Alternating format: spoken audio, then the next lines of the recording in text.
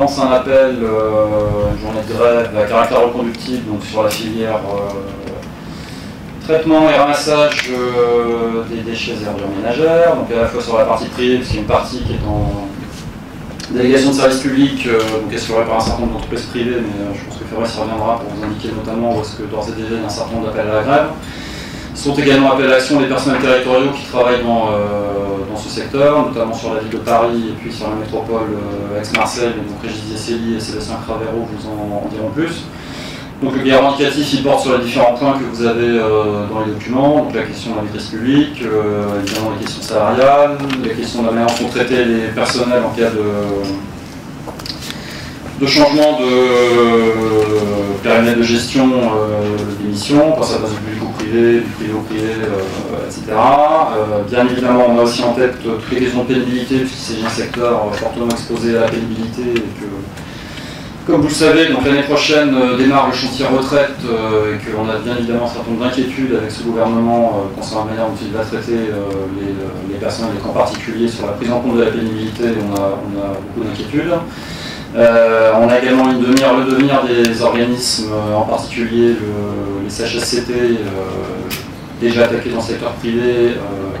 On sait également qu'ils vont être attaqués dans le secteur public.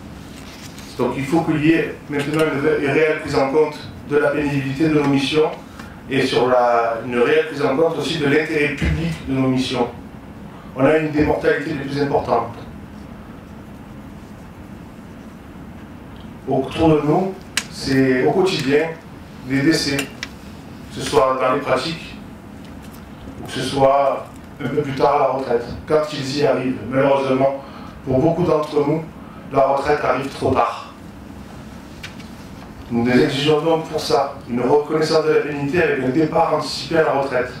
Un départ anticipé de 10 ans pour les métiers les plus pénibles et insalubres. Et un départ à retraite anticipé de 5 ans pour l'ensemble de la filière, que ce soit du balayeur au centre de traitement. Nous revendiquons également aussi une réduction du temps de travail. Tout est prévu par la loi pour les missions dites pénibles, dangereuses, travail en équipe, travail de nuit, etc. On rentre dans tous les critères et légalement nous n'avons aucune réduction du temps de travail.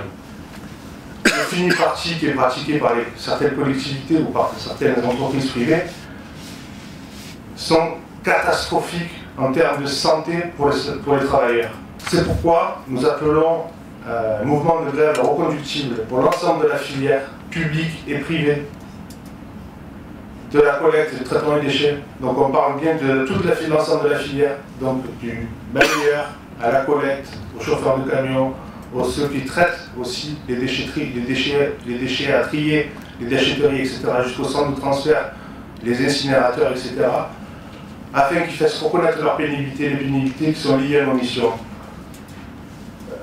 C'est pourquoi aussi, quand on parle de création d'un service public national, on parle aussi de création d'un statut unique public pour les travailleurs des déchets, pour répondre, comme c'est l'essence même des services publics, avec équité à l'ensemble des populations. Donc aujourd'hui, on est face à des réformes et à un gouvernement qui veut tout saccager, y compris le statut des fonctionnaires. Mais la CGT et les deux fédérations ici présentes, donc la Fédération des transports et la Fédération des services publics, n'ont pas dit leur dernier mot, et on sera donc dans la lutte de 3 avril. Ça a été dit, cette action elle est reconductible, elle est indéterminée, on ne sait pas ce que ça fera le 3 avril, hein, on ne peut pas savoir à l'avance, mais il y a un certain nombre de préavis de grève qui sont déposés sur le territoire. Pour notre part, CGT FTDN 2E1, le 20 mars dernier, on a déposé un préavis de grève pour le 3 avril, reconductible et indéterminé. Et pour ceux qui connaissent l'ex-syndicat du nettoiement, nous sommes très déterminés. Voilà. On est très confiants sur la portée du mouvement et l'ampleur du mouvement. Après, ce sera au gouvernement de prendre en compte les revendications des salariés du public et du privé, notamment sur l'aspect pénibilité et maîtrise de la filière complètement publique.